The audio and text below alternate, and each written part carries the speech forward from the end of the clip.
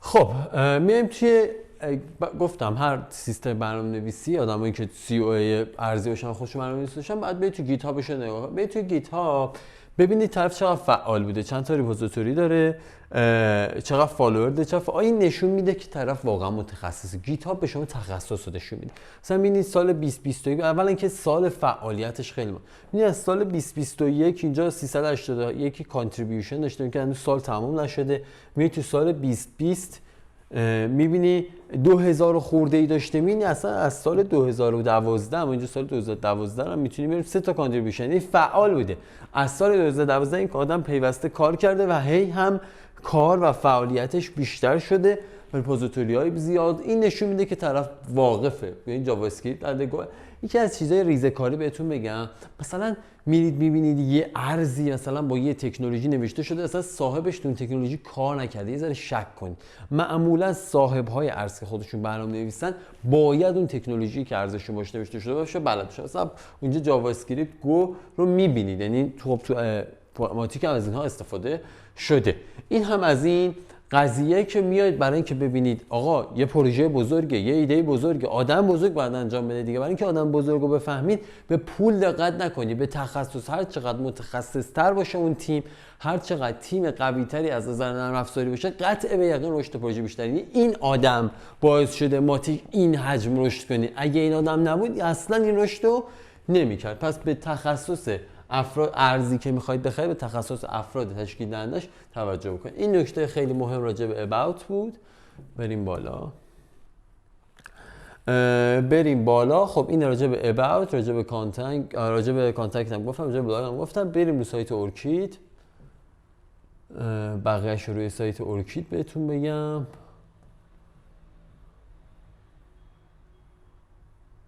خب اوکی مهم نیست.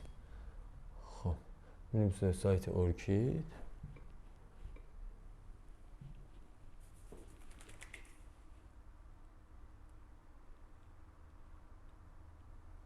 خب بریم تو سایت اورکید.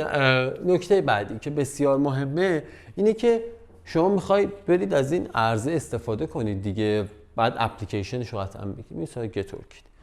اوکی اینجا توی بخش گت اورکید اولا که حالا اینجا مثلا پلن، یه سری پلن نوشته که مثلا پلن خدماتیه که میده. حالا یه نکته، اگر یک ارزی رسیده به خدمات دادن خیلی ارز خوبیه. یعنی میتونید رو اون تایید اوکسی رسیده به خدمات دادن، یعنی با توکنش داری میفروشید ارزش خدمات میده.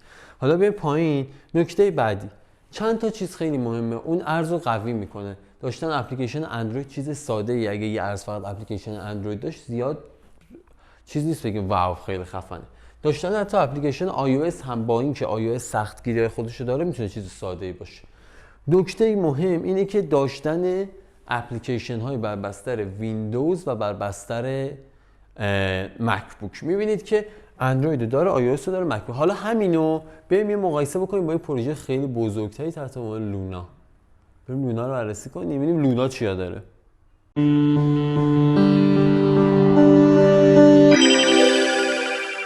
خب OXT رو دیدیم. ما هم اورکید 3 تا پلتفرم بود، ولی حالا لونای $40 والتش روی کروم بالا میاد، اکستنشن داره اپل، یعنی حالا چه خود سیستماش یعنی اپ استور، چه خود سیستم های کامپیوتریش که اپ استور کامپیوتر یعنی مکینتاشی. روی ویندوز ما داریم، روی لینوکس داریم، روی امینید که 2 تا اپا رو جدا کرده، یعنی اپ استور و اینه که واسه مکینتاش و روی گوگل پلی.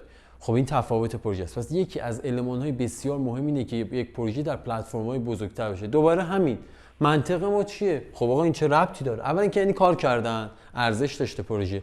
نکته دوم از کار کردن خیلی بالاتر میخوام بهتون بگم. هر چقدر رو پلتفرم بیشتری باشه خب مشتری بیشتری دسترسی به این داره که بخره. حالا درست از صرافی میخرن ولی خیلی تو این پلتفرم خودشون نگهداری میکنن.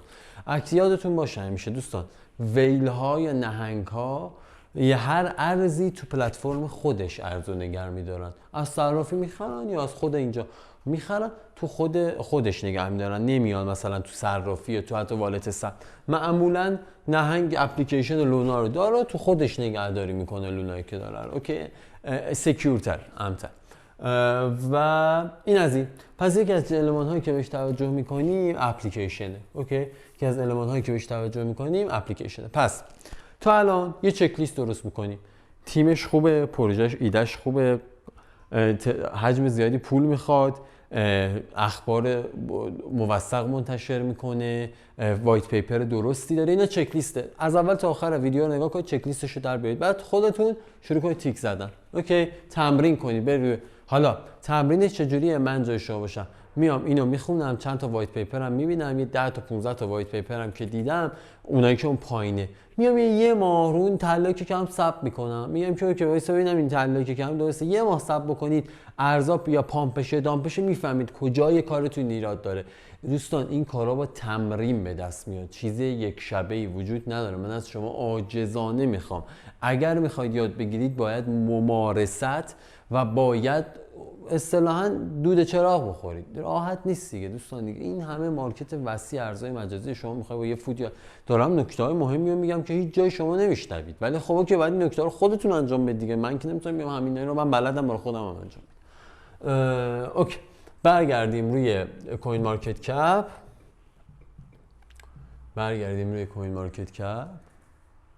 و بریم سراغ بخش بعدی ارزها. حالا بریم سراغ این مسئله، بریم سراغ همون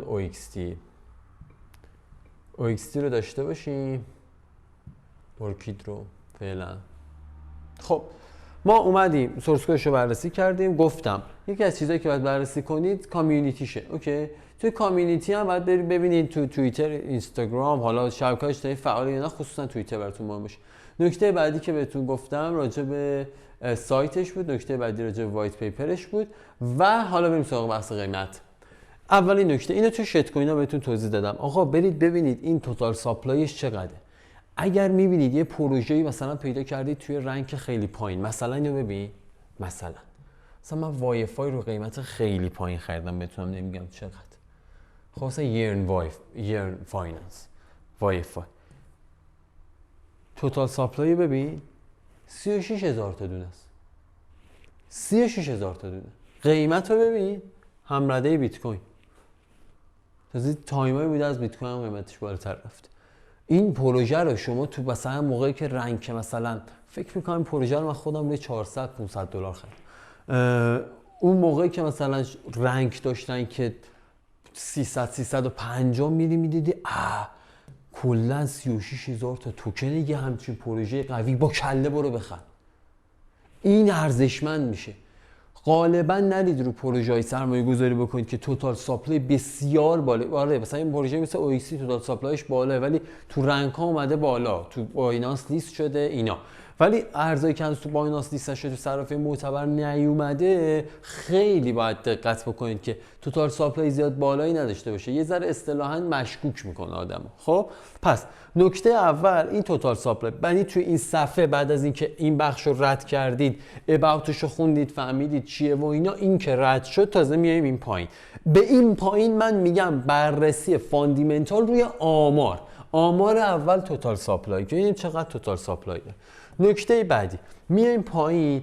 حالا یه نکته بهتون بگم، یه سوالی که خیلی از من مثلا همیشه میپرسن، آقا از کجا بفهمیم این ارز چقدر رشد میکنه؟ بسم الله الرحمن الرحیم. برمیگردیم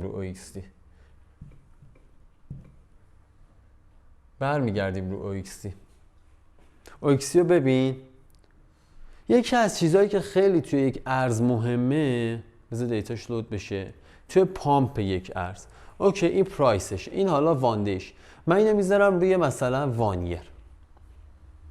خب یکی از نکاتی که خیلی مهمه، 2 تا المان تو این نمودار مهمه. اصلا من به چارتش هم کاری ندارم. این چارت نمایی ساده است، بدون کندل، پیچیده نیست. اوکی من میام میذارم آلشو میذارم مثلا. اوکی این آلش.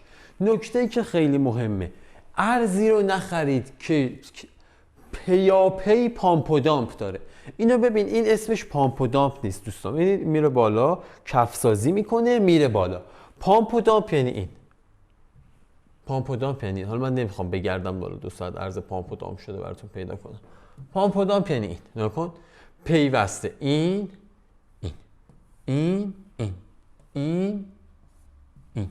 مثلا توی فاصله زمانی که آره مثلا اومده بالا، بعد مثلا یه تایمی ساید بوده بعد ریخته، اومده بالا یه تایمی ساید بوده بعد ریخته، اومده بالا یه تایمی ساید بوده. مثلا تایمه در حد مثلا 5 روزه، در حد 6 روزه، در حد مثلا 10 روزه، 20 روزه.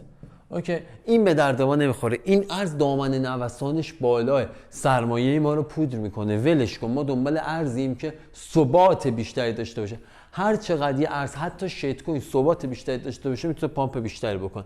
اوکی، ما اینو برگردیم روی مرورگر بهتون توضیح بدم. میبینید این OXD اصطلاحاً توی این کفی که همین الانم این نقطه قرمزی که میبینید اینجا، میذاره بزرگش کنم بیان پایین، این نقاط قرمزی که اینجا میبینید اصطلاحاً OXD کف‌های بسیار خوبی ساخته. یعنی میبینید یه مدت طولانی تو این کف بوده، حتی خیلی اومده پایین، حرکت موج داده اومده بالا. اوکی، حرکت موج داده اومده بالا، یه مدتی اینجا کف ساخته، این مدت زیاده، من توی آل تایمش گذاشتم کف داده اومده بالا، بعد توی حالت رشدش مونده، تو حالت رشدش. حالا این چرا اینجوریه؟ پروژه قوی نیازمند برنامه نویسیه. خب حالا مثلا این سوالی که از من میپرسن، ONT به این خوبی چرا قیمتش بالا نمیاد؟ آقا پروژه قوی پول میخواد، زمان میخواد. برنامه نویسیش به این ساده نیستش که بره یه تیم بگیره یه سال بنویسه، شاید 5 سال 6 سال تیمه باید شبانه روزی وقت بذاره تو پروژه قوی توش. یه دفعه مثلا OXD اینجا پامپ میکنه، چرا؟ چون تو اوج پروژه است، میاد یه قیمت. حالا اینجاها که معمولا قیمت ریزش داره، معمولا این حالته که اینجا در حال بروز رسانی های سنگین نرم افزاری خودشونن، تا زمان اون بروز رسانی قیمت زیاد بالا نمیاد. چرا؟ چون صاحب اون ارز خودش از این مثلا 1 میلیارد توکن OX قطعه به یقین خیلیش دست صاحبشه. خب صاحبش برای پیشرفت پروژه باید چیکار کنه؟ باید بیاره تو مارکت، تو صرافی بفروشه دیگه. چه جوری باید بفروشه؟ بیار وقتی فشار فروش افزایش پیدا میکنه قیمت شروع میکنه به ریزش دیگه. خب اینجا هی فروخته تو سطح مختلف فروخته، نمیاد یه دفعه مثل شت کوینی بفروشه دامپ کنه. منطقی هر جای پروژهش لازمه فروخته رسیده به این کف دیگه. مثلا تو این کف نفروخته، گفته اوکی من الان یه پول کافی دارم. تو این کفی که شما ثبت میکنی، خب داره چیکار میکنه؟ داره پروژهش آپدیت میکنه. پروژه که آپدیتش تمام بشه قیمت میاد بالا. حالا پس این سیر چارت رو با هم درک کردیم دیگه الان. حالا نکته کجاست؟ هر چقدر این کفه بیشتر باشه، زمان تکرارش پامپش بیشتره. نگاه بکن اینجا یه کف، یه پامپ صدید اینجا. چرا؟ چون زمان بیشتری صرف کردم برای پیشرفت پروژه. هر چقدر زمان بیشتری صرف کنم برای پیشرفت پروژه، پامپ بیشتره. این از این نکته. پس از این چارت یکی اینو میفهمی. حالا از کجا بفهمیم چقدر قابلیت رشد داره؟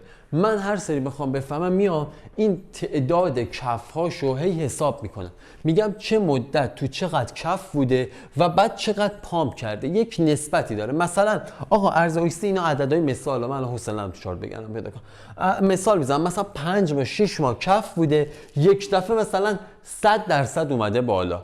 خب دوباره اینجا مثلا 100% واقعی، یا مثلا OXD توی روز 120% اومده بالا. خب مثلا 6 ماه تو کف بوده، یک دفعه 140-150% رشد کرده و بعد مونده. خب من اینو که میبینم میگم خب ببین این به ازای مثلا هر 1 سال آپدیت تقریبا داره قیمتش 2 برابر میشه. خب حالا اگر ما 3 سال 4 سال صبر بکنیم، این قیمت 3 سال 4 سال صبر بکنیم، پروژه پخته بشه، اعتبار بازارم جذب بکنه، خب قیمت اصطلاحا رشد نمایی پیدا میکنه. یعنی من میام این رشد 100% و این رشد 140% و مثلا این رشدای، برای اینکه بفهمم چقدر رشد میکنه، میام رشدای مقطعیش رو با هم جمع میکنم.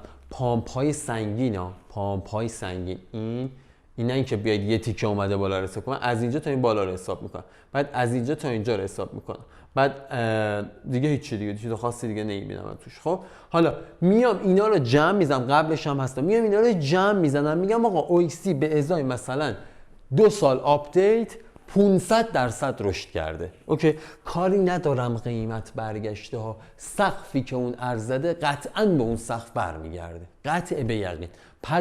چرا؟ چرا سوال میگن چرا تو ارز مجازی اینو همیشه میگه که یک سقفی رو زده قطعاً به اون سقف برمیگرده؟ یک، اول پروژه درستیه. دو، خب آقا این آپدیت ها رو کردن به اون سقف رسیده دیگه. آپدیت ها که نپرید، آپدیت ها داره بهترش میاد. وقتی بهترش بیاد ارز میاد بالا. چه جوری میاد بالا؟ اولین کاری که صاحبش میکنه دیگه توکن رو وارد شبکه واسه فروش نمیکنه، تعداد کم میشه، خودشون معمولا یه پوش خرید میذارن روش، اخبارش منتشر میشه، قیمت شروع به پامپ شدن میکنه. اوکی، حالا چه اتفاق اینجا رو ببینید، این قصه این وسط رو ببینید. حالا من میگم 500% به ازای 2 سال آپدیت رشد کرده. خب حالا این رشدا رو میام از سقف بالاترین رشدش 500% رو جمع میکنم. میگم اینا که آپدیتاش از بین نرفته که فقط قیمت به خاطر پیشرفت پروژه اومده پایین، میام آتیه چشو میذارم اون درصد رو ضرب میکنم. اوکی، اون درصد رو ضرب. این میشه نحوه محاسبه یک قیمت، یک میزان رشد یک ارز. بگم عدد دقیقی به شما نمیده، تایم دقیقی هم به شما نمیده، ولی میتونه یک دورنمای مناسب حدودی واسه سرمایه گذاری شما به شما بده. پس از این یه چیزی رو فهمیدیم، هر چقدر ارز تو کف بیشتری چرخیده باشه معتبرتر. دوستان اینا مراحل ها. اول اون بالا سایت و وایت پیپر و فلان بیسارش تموم شده باشه، بعد بریم پایینا. یعنی اول این پایینه بررسی کنیم. هر چقدر کف بیشتری زده باشه، رشدای بیشتری کرده باشه، قابل اعتمادتره. میزان محاسبه این که چقدر این ارز میتونه بیاد بالا رو بهتون یاد دادم.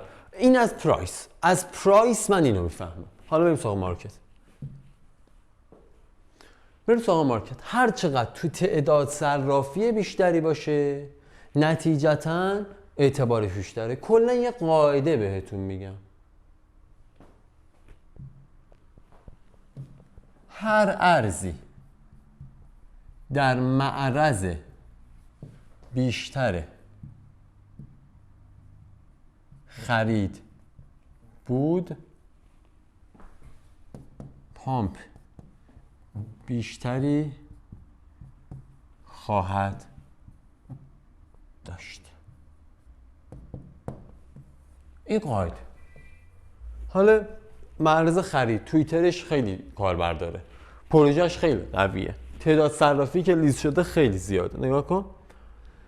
نگاه کن اینجا برگردیم، نگاه کن چقدر تو صرافی مختلفه، همه هم معتبر. بایننس، کوین بیس، هوبی، کاراکن، بیترکس، جیمینی، آپبیت، کوینکس مسخره ترین صرافی دنیاست، هیچ وقت ازش استفاده نکنید. هات بیت، هوبی، کلی صرافی. خب این یعنی خب اگه همه صرافی کاربر دارن دیگه، خب این کاربر زیادن میان میخرن این ارزو، پس تو معرض بیشتری فروش. حالا ارزهای خیلی ناشناس معمولا تو این تعداد صرافی نیستن. اول صرافی معتبر از کجا بفهمیم چی هست؟ کوین مارکت کپ یه بخش اکسچنجز داره که اینجا اکسچنجز ها رو بر شما لیست میکنه بر اساس اثبات کلی، یعنی اثبات و فیوچرز، دکس و لندینگ. اوکی، اینا رو کاری نداره، این دو تا الان برای ما مهم نیست. همین اثباتشو ببینی، این صرافی های معتبر که بر اساس میزان گردش مثلا 26 میلیارد دلار در 24 ساعت تو بایننس پول جابجا میشه. خب بایننس، کوین بیس، FTX، کوکوین، کاراکن، هوبی به ترتیب. خب حالا یه ارزو که حالا میخوای بررسی کنی، بیا ببین معمولا ارزهای قوی تو این 4 5 تا اول خیلی خوب باشه تو کوکوینه. خب بیا ارزه رو بررسی کن، بیا ببین تو چه صرافی لیست شده. خب ببین تو صرافی معتبری هست یا نه. حالا نکته کجاست؟ نکته این که مثال میزنم، یه ارز پیدا کردی توی صرافی مثلا هوبی گلوبال با 6 میلیارد دلار گردش در روز. خب این میتونه خوب باشه، 6 میلیارد دلار پول توشه، خب یه درصدیش هم جذب اون ارز بشه خوبه. ولی رفتی یه ارز پیدا کردی لیست شده مثلا تو صرافی چه میدونم، بذار ببینیم پایین،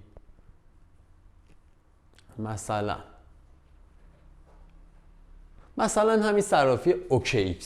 خب مثلا اول OKX هم 6 میلیارد، میگم من OKX بالاست عددش. مثلا پولینکس 126 میلیون دلار، صرافی معتبر یا خیلی قدیمیه، از نظر قدمت جز صرافی قدیمی خوبه. خب قدمت داره، پول مردم نخورده، دختر همین تو چارت بالاست 15ام. خب مثلا از بیترکس بالاتره، میگه اینجا عدد بیترکس خیلی بیشتر. خب رنگ که بالاتره. می‌بینید تو پولینکس لیست شده 126 میلیون دلار. خب از این فقط یه چیز میشه فهمید، ارز صاحبش درست درمونه. اوکی، مثلا صاحب داره ارز، بی صاحب نیست، یعنی ارز بی صاحب لیست نمیکنه. از این فقط اینو میشه فهمید، نمیشه فهمید که وای عجب رشدی میتونه بکنه. پس صرافی به شما چی میده؟ دو تا چیز. اگه تو تعداد صرافی زیاد بود رشد اون ارز میتونه خوب باشه، اگه تو تعداد صرافی کم بود ولی تو صرافی های معتبر این لیست بود که رنک غالباً بالای 6 و 1 6 و 2 دارن، این پایین 24 به پایین رو زیاد واردش نشید. ارز خوب نیست، تا 5 به بالا هم خوبه ولی واسه پیدا کردن ارز با فاند خوب نیست. اگه اومدی دیدی تو صرافی‌هایی که بالای 6 بالای 5 و نیم رنک دارن اون لیست شده، میتونی اعتماد کنی، چون اینا صرافی‌ها معتبرن، الکی لیست نمیکنن، قاعده قانون دارن. خب مثلا شت کوین الکی چرت و پرت لیست نمیکنن، ارزی که ندونم مال کی احتمالاً. مثلا چیزی که تو صرافی بیت هام لیست شده معتبر معمولا اکثر کوینایی که ابتدا میان بیت هام، اون کوینای خیلی خوب و عجیب غریب و که آینده دارن، مثلا تو 2-3 سال آینده، معمولا بیت هام اولین جایی که میره رو اینا سرمایه گذاری میکنه، برای اینکه این 1 میلیارد دلار رو اینجا داره. میبینید یک جذب مالی خیلی مناسب داره، حتی میبینید از بیت فینیکس هم بالاتره. اوکی، حتی میبینید از FTX US هم بیت هام، این صرافی کره ای، بالاتر هستش. پس از صرافی چی رو فهمیدیم؟ دو چیز. اگه تو تعداد صرافی زیاد بشه قیمت پامپ بیشتر میکنه، قیمت قابلیت رشد بیشتری داره. اگه تو صرافی معتبر باشه اون ارز قابل اعتماد برای سرمایه گذاری می باشد.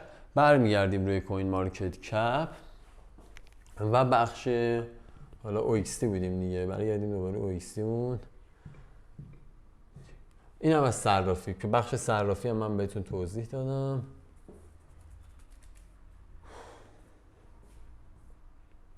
بریم سراغ هیستوریکال دیتا. خب این تاریخچش.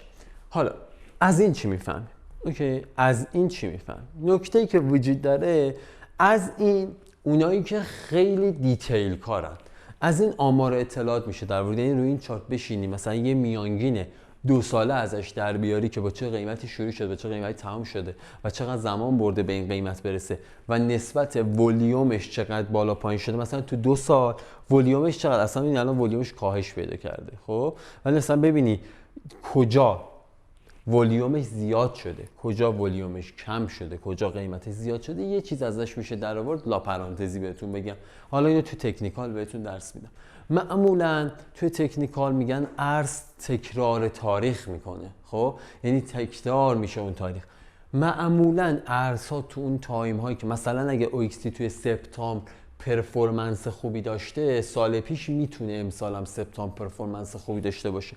چرا؟ چون معمولا این رودمپ ها و آپدیت ها در یک تاریخ های یکسانی صورت میگیره نسبت به برنامه ریزی هاشون. خب میتونه پامپ، اگه اومدی دیدی تو سپتامبر رشد خوبی داشته، اینجا تاریخو چک کردی تو سپتامبر رشد خوبی داشته، بعد یه دفعه اومدی دیدی که تو سپتامبر رشد خوبی داشته، میتونیم مثلا این سپتامبر رو تعمیم بدیم به اینکه سپتامبر امسال هم میتونه رشد خوبی داشته. از کجا چارتش رو نگاه میکنیم ببینیم اگه پتانسیل داره، خیلی ما رو میتونه مطمئن بکنه.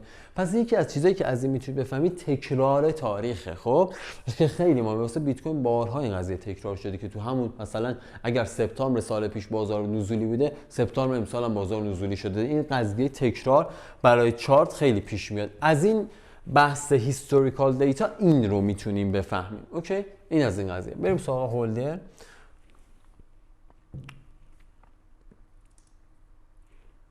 خب اینجا هولدرهای رو نشون میده که این ارز رو نگهداری میکنن. حالا هر چقدر میزان این هولدرها در ماه، دست مثال میزنم، یه ارز پیدا کردید در رنک مثلا 1400، هولدراشو آنالیزشو دیدید. خب یه 2 ماه صبر بکن، 3 ماه صبر بکن، ببینید تعداد این هولدرها زیاد میشه. اگه زیاد شد مثلا ببینید اینجا مثلا تعدادش رو روش بگیرید به شما نشون میده. اگر زیاد شد بدون که مثلا ارز داره یه فعالیتی میکنه که سرمایه گذار داره جذب میکنه، هی داره هولدرای زیاد میشه، میتونه اعتبار خوبی برای ارز باشه. از مقوله هولدر رو هم اینو میفهمیم. نیوز و سوشال هم که بهتون توضیح دادم. بخش والت هم که والت هایی که این ارز رو ساپورت میکنه، اینم یه چیزی مثل صرافی. هر چقدر والت های بیشتری یک ارز رو ساپورت بکنن، احتمال خریداری شدنش بیشتره. خب چون میتونن معمولا هولدرها علاقمند نگهداری ارزهای مجازیشون توی والت هستن و هر چقدر تعداد والت بیشتری باشه نتیجتا میتونه پامپ بیشتری رو داشته باشه. خب تا اینجای کار اینو شنیدیم. میاید چی کار میکنید؟ میاید از اول آخر حرفای من یه چک لیست درست میکنید. میاید میگید باید این ارز وایت پیپر داشته باشه، سایتش اینجوری باشه، اون اینجوری باشه، تمام المانایی که من گفتم میچینید. حتی به اینو نگاه کن، اینو نگاه کن. کفسازی رو میخوام بهت بگم. کفسازی توی دوج خیلی نمایش داره. دو جزء ارزاییه که کفسازی کرده، یعنی خیلی لاماس. البته آپدیتی که نکردن، خیلی صبوری کرد توش، یک دفعه بمبش داد.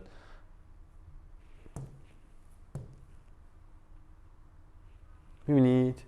اینجا رو میبینید؟ یه مدت خیلی طولانی تو این کف بود و الان پامپ کرد و احتمال میدم یه مدت خیلی طولانی هم تو این کف بود. پامپ بکنی یا نشو نمیدونم، چون شاید سیلان ماسک ببوسه بذارتش کنار، ولی هر چقدر این کف سازی بیشتر باشه حتی توی شیت کوین هم بیشتره. چرا؟ چون اصطلاحاً چرا این اتفاق میفته؟ تو این کف ها هی نهنگا میخرن، هولدرها دیدید با افزایش میدن بجه یا اصطلاحاً میزان اون ارزشونو.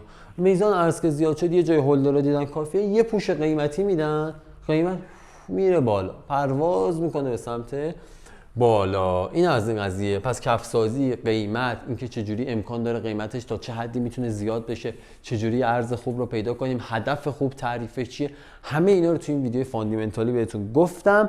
حالا اگر سوالی باز دارید میتونید تو کامنت ها از من بپرسید و باز من براش ویدیو درست کنم. اگر جای ابهام داشت باز براش ویدیو درست میکنم. نکته خیلی مهم تو فاندم بهتون بگم، ارزهای پامپ و دامپی که بالا پایین میشن اونا اصلا ارزهای مناسبی نیستن. توتال سرکیولیت درستی باید داشته باشن و ولیوم خوبی رو اون ارز باید باشه. هولدراش باید زیاد بشن، آروم آروم تو صرافی معتبر باید لیست شده باشه. اینا جزء المان‌های بسیار مهمیه که یک ارز باید داشته باشه. اینا رو چک لیستاشو درست کنید. بهترین راه اینه که برید تو صفحه 3-4 کوین مارکت کپ شروع کنید با این المان ها ارز پیدا کنید. مرحله اولش هم بهتون توضیح دادم، اول کاتگوریتون رو انتخاب بکنید نسبت به مارکت. نحوه هولدم که توضیح دادم دیگه، وقتی ارز خوب پیدا میکنید میخرید چجوری هولدش هم بکنید تو ویدیوهای اولمون بود. 0 تا 100 ارز رو پیدا میکنی، نحوه هولدش هم بلدی، بسم الله دیگه بقیه‌اش به شماست. بعد دارید تلاش کنید، یاد بگیرید، کلی ارز و آنالیز بکنید تا بتونید قلقاش دستتون بیاد، ریزکاری هم دستتون بیاد.